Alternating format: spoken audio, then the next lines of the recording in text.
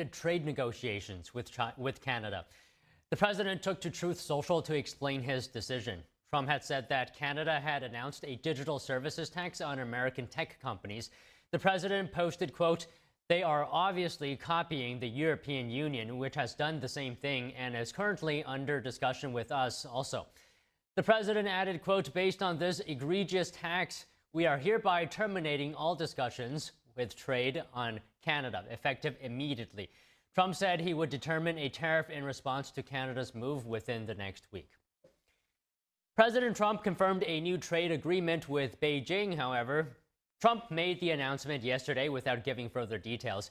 He told reporters the U.S. was starting to open up China, saying it was something that, quote, "never really could have happened." We just signed with China yesterday, right?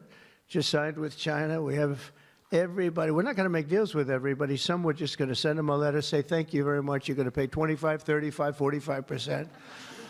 That's the easy way to do it. And my people don't want to do it that way. They want to do some of it, but they want to make more deals than I would do. But we're having some great deals. We have one coming up, maybe with India, very big one, where we're going to open up India. In the China deal, we're starting to open up China, things that never really could have happened. And the relationship with every country has been very good. In the meantime, Beijing says it will approve exports of controlled items to the United States. A Chinese spokesperson said the U.S. will lift a series of restrictive measures imposed on China.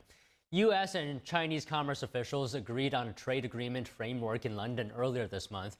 The spokesperson said the ministry was responding to a journalist's question about accelerating rare earth exports to the United States. The ministry's response did not explicitly mention rare earths. The White House didn't immediately respond to a question for comment. China has been dragging its feet on approving U.S. requests for rare earth minerals, despite promising to ease exports just 2 weeks ago. American firms say they're stuck waiting weeks for responses, with many applications outright denied. Here's more.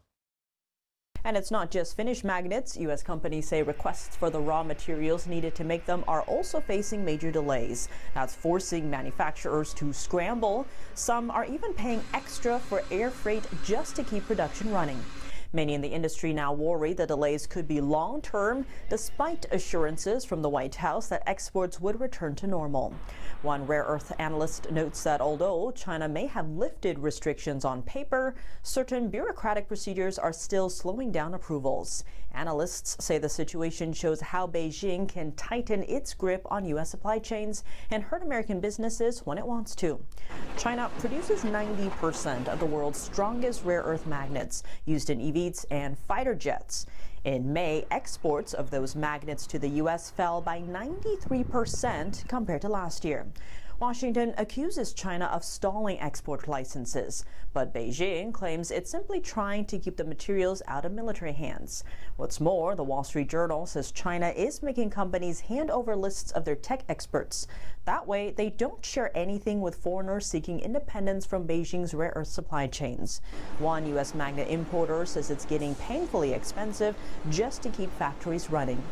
If the current pace continues, American manufacturers may face increasing pressure in the months ahead. Despite the challenges with China over rare earths, the U.S. might finally have a chance to bring some refining back home. In Oklahoma, a nickel refining machine was recently uncovered. It's a big step towards breaking China's grip on this key energy metal. The facility hopes to turn Oklahoma into a hub for processing critical U.S. minerals, a sector that's been dormant for decades. European Union chiefs held a news briefing late Thursday following a meeting of European leaders in Brussels. European Commission President Ursula von der Leyen said the bloc was eager for a trade agreement with the U.S. by the July 9th deadline, but only under terms the EU can accept. Listen. Today, we received the latest U.S. document for further negotiations. We are assessing it as we speak right now. So our message today is clear. We are ready for a deal. At the same time, we are preparing for the possibility that no satisfactory agreement is reached. This is why we consulted on a rebalancing list, and we will defend the European interest as needed. In short, all options remain on the table. Trump announced reciprocal tariffs in April. A temporary 10% duty on EU imports would double to 20% if no deal is reached by July 9th.